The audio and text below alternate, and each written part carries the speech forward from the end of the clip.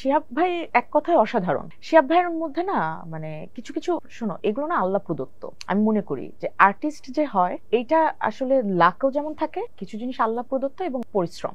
Definitely এই তিনটার combination ওনার মধ্যে মানে প্রখর।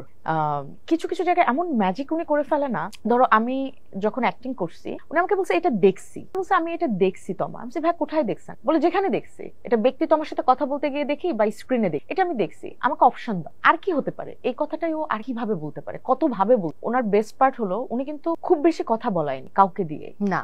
যে তুমি দেখবা আমার অনেক সাইলেন্ট এক্সপ্রেশন আছে, অনেক। নিশু ভাই কথা বলছে আমি শুনছি শুধু, বাট আমার জাস্ট এক্সপ্রেশন উনি নিচ্ছে। এবং অনেক জায়গায় তুমি দেখবা যেখানে বলা সেখানে বরবর বরবর করে বলছি। এই যে রিসিভ করার একটা বিষয় এবং ডেলিভার করার একটা বিষয়, এবং আসলেই কিন্তু এই যে কথা বলছি তুমি তো চুপ করেই শুনছো, তুমি কি মাঝখান থেকে অনেক কথা বলছো না। এই যে আমাদের কেন এই অ্যাক্টিং বলো বা গল্পটা রিয়েলিস্টিক লাগছে, কারণ এখানে অতিরঞ্জিত কিছু নেই। যে আমরা ক্যারেক্টার প্লে করি গ্রামে, আমাদের গেট আপ থাকে একদম, ধরো মেকআপ থাকতেছে, যেটা আমারও অনেক ছবিতে তুমি পাবা। যখন আমি আগের সিনেমাগুলোর কথা যদি আমরা বলি, কস্টিউম দেখবা অনেক গর্জিয়াস। গ্রামের একটা রিকশাওয়ালা বা একটা টং দোকানদার, ওরা they are very comfortable to wear lungi, পোলোর একটা শার্ট পরা, একটা সুন্দর ফিটিংস একটা জিন্স পরা বা প্যান্ট পরা। তো আমরা ওই অ্যাক্টিং খুব ভালো করছি কিন্তু ওই ক্যারেক্টারটা হয়ে উঠছি না। তো এখানে দেখবা প্রত্যেকে ওই ক্যারেক্টারটা হয়ে উঠছে। এই যে উনি যে ভাবছে যে মেয়েটা নাচের, একটা গানের মধ্যে ওর একটা নাচের পার্ট থাকুক, এতটুকুই কয়জন ভাবে। তো এই জন্য আমি গ্রেটফুল, আমি আসলে থ্যাঙ্কফুল যে শিহাব ভাই এটা ভাবছে। গান শুনেছো,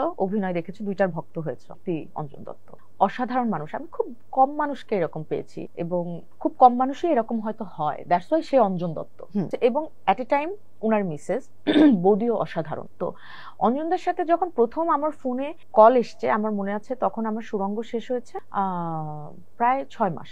তো আমি গাড়িতে করে ধানমন্ডি থেকে শুটিং শেষ করে, যে কোনো একটা ওপেনিং বা কিছু একটা ছিল, ওখান থেকে শেষ করে আমি বাসায় আসি। তো আমি দেখলাম যে 3টা কল হয়ে আছে। একটা অঞ্জন দত্তের ছেলের নাম্বার, ওইটা আমি ছবি দেখে বুঝলাম। আর একটা হলো বিনস থেকে, যাদের আমি কাজ করেছি, যাদের প্রোডাকশন, তাদের একটা কল। 3টা কল দেখে আমি শিওর হলাম যে হ্যাঁ এটা রিয়েল কল। আমি তোমার সুরঙ্গ দেখেছি, আমি চাই তুমি আমার সাথে এই কাজটা করো। উনি চান আমি ওনার সাথে কাজটা করি, এটা আমার জন্য অনেক বড় কমপ্লিমেন্ট। ডেফিনেটলি হ্যাঁ মানে, এবং তারপরে ওনার সাথে আমার 2-3 বার 4 বার যখনই আমাদের প্রি মিটিং গুলা হয়েছে, কথা হয়েছে, মানে আমার মনেই হয়নি যে আমি দ্য লিজেন্ড অঞ্জন দত্তের সাথে কথা বলছি। শুটিং এক্সপিরিয়েন্স তো অসাধারণ, ওইটা তো বলছি। সব থেকে বেস্ট পার্ট ছিল আমরা যে গানটার ওনার ফ্যান, হ্যাঁ চাকরিটা তো আমি পেয়ে গেছি বেলা শুনছো। এইটার পরে আর কোনো এই বেলার সাথে ওনার কোনো কনভারসেশন আর আমরা শুনিনি। এটা একটু ডিফারেন্ট হইতে, এই 2025-এর ওয়েতে।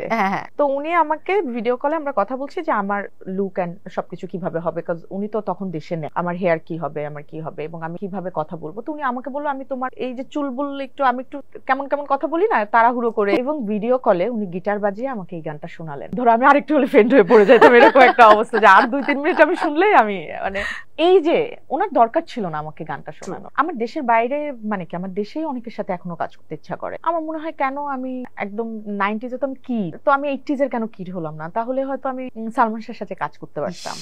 আমার মান্না ভাইকে অনেক ভালো লাগে। ফুল কমার্শিয়াল ফিল্মে আসলে আমাকে মনে হয় না দেখা যাবে। আচ্ছা, আমি রেডি না।